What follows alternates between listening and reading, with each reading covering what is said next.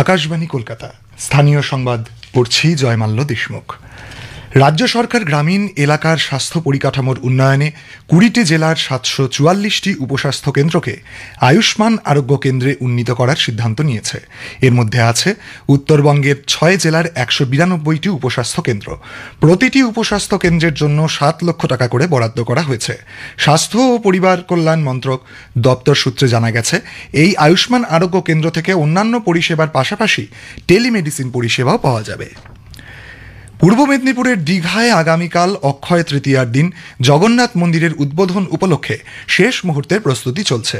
মন্দির উদ্বোধনের আগে আজ মহাযজ্ঞের আয়োজন করা হয়েছে। দিনভর চলবে এই যজ্ঞ।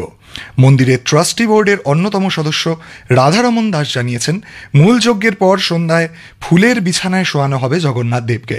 পরের দিন পাথরের বিগ্রহে জগন্নাথ দেব ও সেই সঙ্গে রাধাকৃষ্ণেরও প্রাণ প্রতিষ্ঠা করা হবে। মন্দির উদ্বোধন উপলক্ষে মুখ্যমন্ত্রী মমতা ব্যানার্জি এখন দীঘায়। সাংবাদিকদের কাছে তিনি আশা প্রকাশ করেন, এই কেন্দ্র নতুন ও পুরনো প্রজন্মের কাছে কৃষ্টি ও সম্প্রীতির মেলবন্ধন হয়ে উঠবে। আগামী দিনে দীঘার পর্যটন শিল্প আরও উন্নত হবে। অন্যদিকে বিজেপি আগামীকাল অক্ষয় তৃতীয়ার দিন থেকেই মুর্শিদাবাদের ভাঙা মন্দিরগুলির সংস্কার করে পুনরায় পুজো শুরু করার উদ্যোগ নিচ্ছে।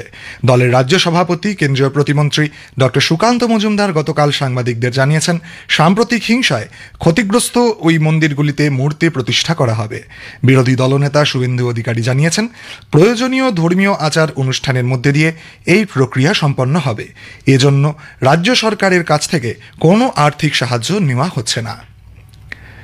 অন্যদিকে উত্তর চব্বিশ পরগনার বাসন্তী হাইওয়ের মিনাখার মালঞ্চ নেপাল মোড়ের কাছে আজ সকালে এক পথ দুর্ঘটনায় একজনের মৃত্যু হয়েছে, আহত আরও ৫ জন। প্রত্যক্ষদর্শীরা জানিয়েছে, সরবেরিয়া থেকে আসা একটি যাত্রীবাহী বাস নেপাল মোড়ের কাছে নিয়ন্ত্রণ হারিয়ে রাস্তার ধারে দাঁড়িয়ে থাকা ভ্যান ও সাইকেল ও মোটর বাইকে ধাক্কা মারে। ঘটনাস্থলে মৃত্যু হয় একজনের। আহতদের মধ্যে ২ জনের অবস্থা আশঙ্কাজনক বলে জানা গেছে। তাদের হাসপাতালে ভর্তি করা হয়েছে। দুর্ঘটনার পর স্থানীয় বাসিন্দারা বাসন্তী হাইওয়ে অবরোধ করে বিক্ষোভ দেখান। তারা দুর্ঘটনাপ্রবণ ওই এলাকায় সিভিক ভলেন্টিয়ার দেওয়ারও দাবি জানিয়েছেন। অন্যদিকে রাজ্যের বিভিন্ন জেলায় আজও বিক্ষিপ্ত ঝড় বৃষ্টির পূর্বাভাস দিয়েছে আলিপুর আবহাওয়া দপ্তর। সেই সঙ্গে পশ্চিমবঙ্গ ওড়িশা উপকূল বরাবর ঘন্টায় ৪০ থেকে ৫০ কিলোমিটার বেগে ঝোড়ো হাওয়া বয়ে যেতে পারে। সমুদ্র উত্তাল থাকবে। মৎস্যজীবীদের আজও সমুদ্রে পাড়ি না দেওয়ার পরামর্শ দেওয়া হয়েছে।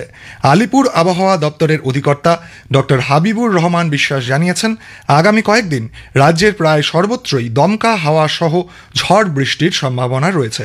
গতকাল বিকেল থেকেই কলকাতা সহ বিভিন্ন জেলায় মাঝারি বৃষ্টির সঙ্গে ঝোড়ো হাওয়া বয়ে যায়।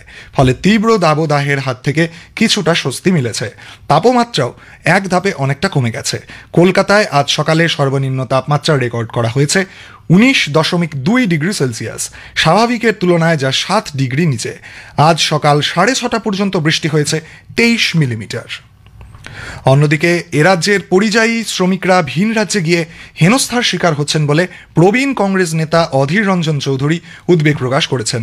বাংলার শ্রমিকদের নিরাপত্তার দাবিতে তিনি গতকাল ওড়িশার মুখ্যমন্ত্রী মোহন মাঝি ও গুজরাটের মুখ্যমন্ত্রী ভূপেন্দ্র প্যাটেলকে চিঠি দিয়েছেন। ওই চিঠিতে তিনি দরিদ্র পরিযায়ী শ্রমিকদের পেশা ও জীবিকা রক্ষার বিষয়টি তুলে ধরে তাদের যাতে হেনস্থার শিকার হতে না হয় সেই আবেদন জানিয়েছেন। এদিকে রাজ্য বিজেপির প্রধান মুখপাত্র শ্রমিক ভট্টাচার্য অধীরবাবুকে কটাক্ষ করে বলেছেন, তামিলনাড়ুর মতো যে রাজ্যে বিজেপি সরকার নেই সেখানেও বাংলার অনেক পরিযায়ী শ্রমিক রয়েছে।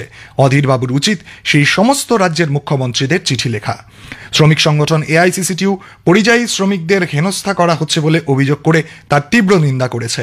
সংগঠনের রাজ্য সাধারণ সম্পাদক বাসুদেব বসু গতকাল এক বিবৃতিতে বলেছেন, বৈধ কাগজপত্র থাকা সত্ত্বেও এদের হয়রানির শিকার হতে হচ্ছে। সমস্যা দ্রুত সমাধানের লক্ষ্যে তিনি হেল্প ডেস্ক খোলারও আর্জি জানিয়েছেন। শিলিগুড়ি কলেজে সোশ্যাল চলাকালীন তৃণমূল ছাত্র পরিষদের 2টি গোষ্ঠীর মধ্যে হাতাহাতির ঘটনায় গতকাল ব্যাপক উত্তেজনা ছড়ায়। দুপক্ষই একে অপরের বিরুদ্ধে অভিযোগ তুলে রাতে মেয়র গৌতম দেবের বাড়ির সামনে জমায়েত হন। শুরু হয় বিক্ষোভ। পরিস্থিতি নিয়ন্ত্রণে আনতে স্থানীয় প্রশাসন সব রকমের সতর্কতামূলক ব্যবস্থা গ্রহণ করেছে। আইপিএল ক্রিকেটে আজ কলকাতা নাইট রাইডার্স দিল্লি ক্যাপিটালসের বিরুদ্ধে খেলবে। দিল্লির অরুণ জেটলি স্টেডিয়ামে খেলা শুরু হবে সন্ধ্যা 7:30টায়। স্থানীয় সংবাদ শেষ হলো।